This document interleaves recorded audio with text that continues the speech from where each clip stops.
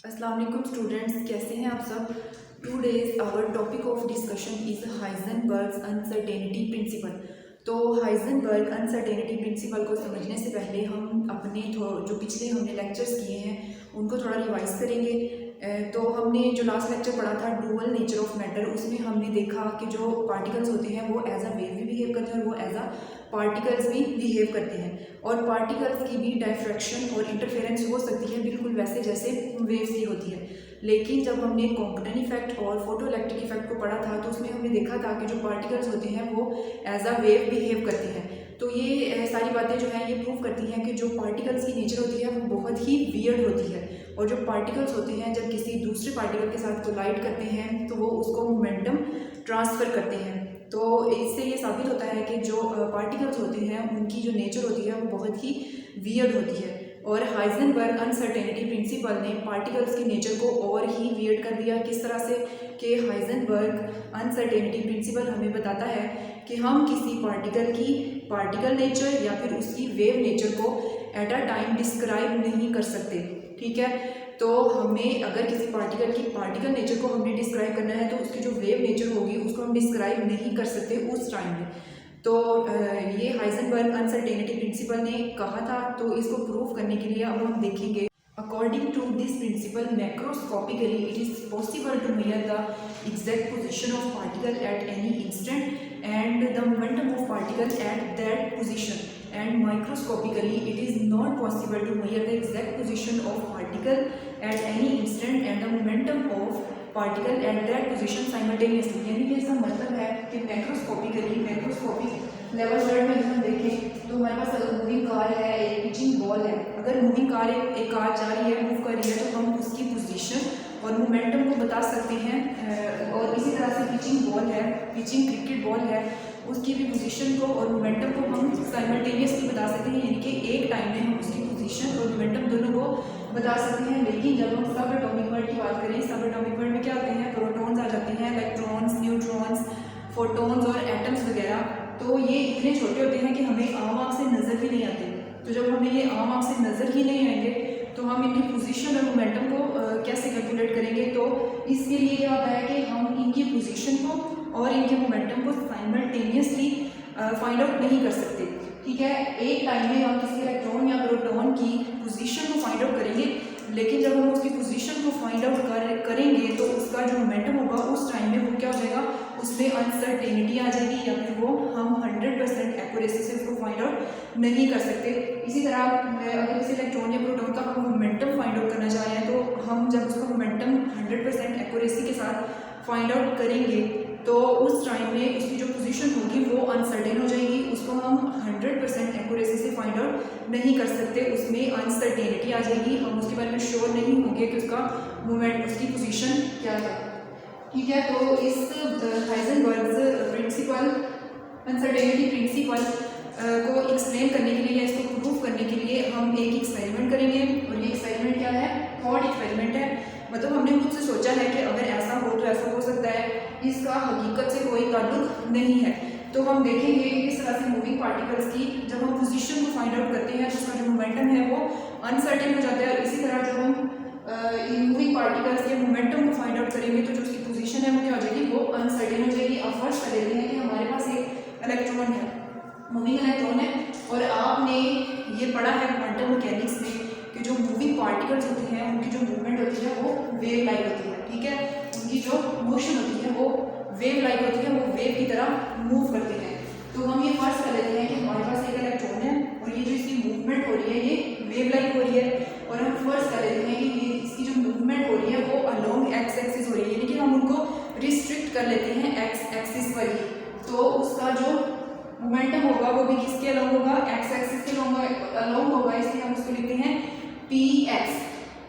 तो यहाँ पे अगर हम देखें ये हमारे पास एक इलेक्ट्रॉन है, वेव लाइक मूवमेंट है उसकी, और ये फोटोन एक आ रहा है, उस इलेक्ट्रॉन के साथ उसने क्या किया है, कोलाइड किया है। पीछे हमने ये भी पढ़ा कि जब फोटोन किसी इलेक्ट्रॉन के साथ कोलाइड करता है तो वो क्या करता है, वो फोटोन अपनी एनर्जी उस इलेक्ट्रॉन को ट्रांसफर कर देता है, या फिर उसको मोमेंटम जो होता है उसको ट्रांसफर कर देता है। ठीक है, तो ये फोटोन जब इस इलेक्ट्रॉन के साथ कोलाइड करेगा तो ये क्या करेगा, ये इसको अपनी एनर्जी, ये जो फोटोन की एनर्जी थी वो इसको ट्रांसफर कर देगा, जिसकी वजह से उसका मोमेंटम या फिर उसकी जो एनर्जी है उसमें चेंज आ जाएगा।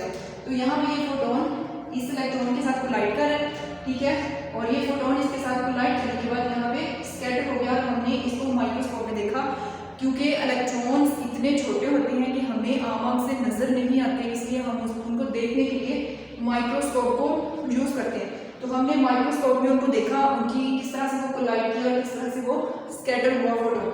तो हमारे पास हमें फोटोन की एक वेवलेंथ नजर आई, ये फोटोन की वेवलेंथ है, ये वाला फोटोन जो स्कैटर हुआ है उसकी वेवलेंथ है, ये हमें वेवलेंथ नजर आई। यहाँ से लेके इस तरफ से लेके इस तरफ तक जो डिस्टेंस है उसको हम बोलते हैं लैम्डा, यानी कि एक वेव का ये डिस्टेंस है, इसको बोलते हैं लैम्डा। और नीचे ये डिस्टेंस यहाँ से लेके यहाँ तक का ये जो डिस्टेंस है, हम कहते हैं कि इसी डिस्टेंस में पॉसिबिलिटी है कि कहीं ना कहीं जो इलेक्ट्रॉन है वो पाया जाएगा, ठीक है। यानी कि यहाँ से लेके यहाँ तक ये जो डिस्टेंस है, इस डिस्टेंस में पॉसिबिलिटी है इलेक्ट्रॉन के पाए जाने की। इस डिस्टेंस के दरमियान किसी भी जगह पर हम 100% श्योर नहीं है कि वो इलेक्ट्रॉन यहाँ पर होगा, यहाँ पर होगा या यहाँ पर होगा, बल्कि हम ये पॉसिबिलिटी है कि इतने डिस्टेंस लेके यहाँ तक इलेक्ट्रॉन कहीं ना कहीं पाया जाएगा, ठीक है। तो इसलिए हम उसको लिखते हैं डेल्टा एक्स। ये डेल्टा का मतलब चेंज नहीं है, बल्कि ये क्या है, अनसर्टेनिटी है, किसमें, पोजीशन में।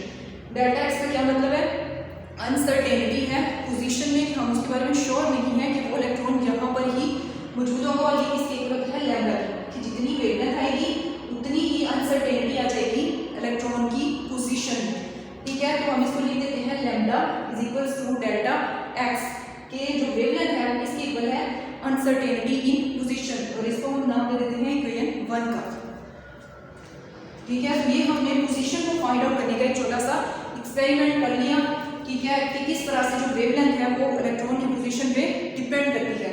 इसी तरह हम करेंगे अब फाइंड आउट मोमेंटम। अब हम मोमेंटम को फाइंड आउट करेंगे। तो मोमेंटम को फाइंड आउट करने के लिए हम क्या करते हैं, सबसे पहले हमने ये बात ज़हन में रखनी है कि जब भी हम किसी इलेक्ट्रॉन का मोमेंटम फाइंड आउट करेंगे अगर हम किसी इलेक्ट्रॉन का मोमेंटम 100% एक्यूरेसी के साथ फाइंड आउट करना चाह रहे हैं, तो हमें क्या करना चाहिए, ये जो फोटोन इस इलेक्ट्रॉन के साथ कोलाइड करेगा कि इस फोटोन की जो एनर्जी है वो क्या होनी चाहिए, वो ज़्यादा होनी चाहिए और इसकी वेवलेंथ कम होनी चाहिए। मतलब इस रिलेशन को हमने माइंड में रखना है, energy is equal to x over lambda, यानी कि किसी इलेक्ट्रॉन फोटोन की वेवलेंथ जितनी ज़्यादा होगी उसकी एनर्जी उतनी ही कम होगी। तो यहाँ पे अगर हम ये वाली वेव देखें, ये वाला इलेक्ट्रॉन हम देखें, ये किसी फोटोन की वेवलेंथ है, तो हमने किस तरह का फोटोन लिया था जिसकी एनर्जी क्या होगी, एनर्जी ज़्यादा और वेवलेंथ कम होगी, ठीक है। तो जब किसी इस फोटोन की एनर्जी वेवलेंथ कम होगी और एनर्जी ज़्यादा होगी, तो ये क्या करेगा, ये अपनी एनर्जी इस इलेक्ट्रॉन को प्रोवाइड करेगा। एज अ रिजल्ट इस इलेक्ट्रॉन के पास एनर्जी क्या हो जाएगी, ज़्यादा हो जाएगी। तो जब हमने कम वेवलेंथ वाला फोटोन लिया तो ऑब्वियसली इसकी एनर्जी क्या होगी, ज़्यादा होगी। तो ये एनर्जी इसको क्या करेगा, एनर्जी इसको प्रोवाइड करेगा, जिसकी वजह से इस इलेक्ट्रॉन के पास एनर्जी ज़्यादा हो जाएगी और उसकी स्पीड भी ज़्यादा हो जाएगी, जिसकी वजह से एनर्जी ज़्यादा होने की वजह से उसके मोमेंटम में क्या आएगा, चेंज आएगा, ठीक है। तो जितनी किसी फोटोन की वेवलेंथ कम होगी उस इलेक्ट्रॉन का मोमेंटम में उतना ही ज़्यादा चेंज आएगा, ठीक है। जब एनर्जी, क्योंकि वेवलेंथ कम है, एनर्जी ज़्यादा हो गई, इसने अपनी ज़्यादा एनर्जी इस इलेक्ट्रॉन को दे दी, तो उस इलेक्ट्रॉन के मोमेंटम में क्या आ गया, चेंज आ गया। तो अगर हम ये वाला मूविंग पार्टिकल देखें तो इसमें हम देखते हैं कि जो वेवलेंथ है वो हमारे पास क्या आ रही है, कम आ रही है। तो सिर्फ इतना सा ही डिस्टेंस है जहाँ पे इलेक्ट्रॉन के पाए जाने का चांस ज़्यादा है, ठीक है।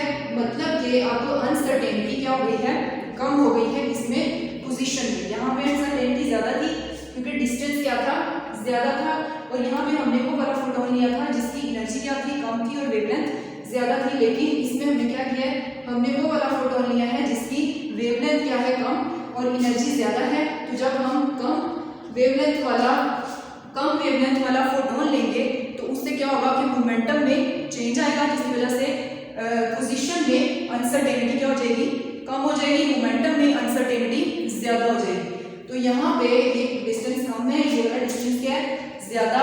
तो यहाँ पे सिर्फ इतना सा डिस्टेंस है जहाँ पे इलेक्ट्रॉन के पाए जाने का चांस मौजूद है। तो हम कहते हैं कि यहाँ पे अनसर्टेनिटी ज़्यादा हो गई है। ठीक है, नेक्स्ट हम क्या करेंगे, फाइंड आउट मोमेंटम। अगर हम 100% मोमेंटम को 100% एक्यूरेसी के साथ मोमेंटम को फाइंड आउट करना चाह रहे हैं तो हम क्या करते हैं कि हम ऐसा फोटोन लेते हैं जिसकी वेवलेंथ बहुत ज़्यादा होगी। जब वेवलेंथ बहुत ज़्यादा होगी तो एनर्जी क्या हो जाएगी, कम। तो वो कम एनर्जी जो है वो इलेक्ट्रॉन को प्रोवाइड करेगा, जिसकी वजह से उसके मोमेंटम में कम चेंज आएगा।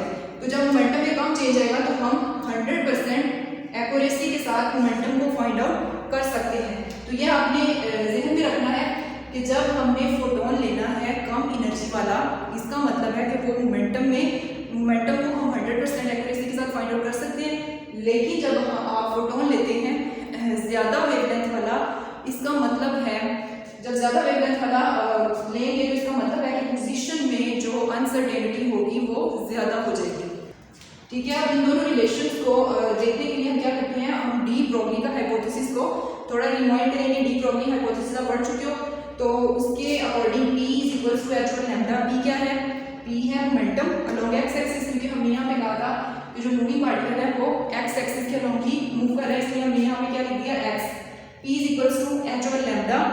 Px is approximately equal to h over lambda. इसको हम इक्वेशन 2 का नाम दे देते हैं। अब मल्टीप्लाई इक्वेशन 1 एंड 2, इन दोनों इक्वेशन को इसको और इसको मल्टीप्लाई करने से हमारे पास क्या आ जाएगा, delta x multiplied by delta p x, क्योंकि x एक्सिस के अलोंग है momentum, approximately equal to lambda multiplied by h over lambda. तो ये लैम्डा आपस में क्या हो जाएंगे, कट जाएंगे, दोनों लैम्डा आपस में कट जाएंगे। बाकी हमारे पास क्या रहेगा, delta x multiplied by delta p approximate equal to h। और यहाँ पे h क्या है, प्लांक्स कांस्टेंट है। अब यहाँ पे देखें, ये प्लांक्स, ये क्या है,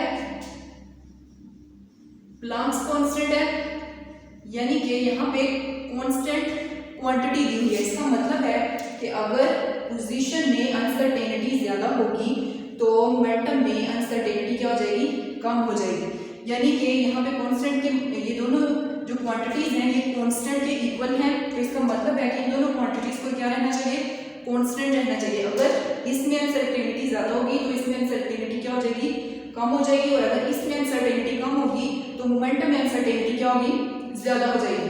ठीक है, और अगर हम इसको ऐसे लिख सकते हैं h ओवर 2 पाई, ये इक्वल होता है h कट। h कट को हम कहते हैं रिड्यूस्ड प्लांक्स कांस्टेंट,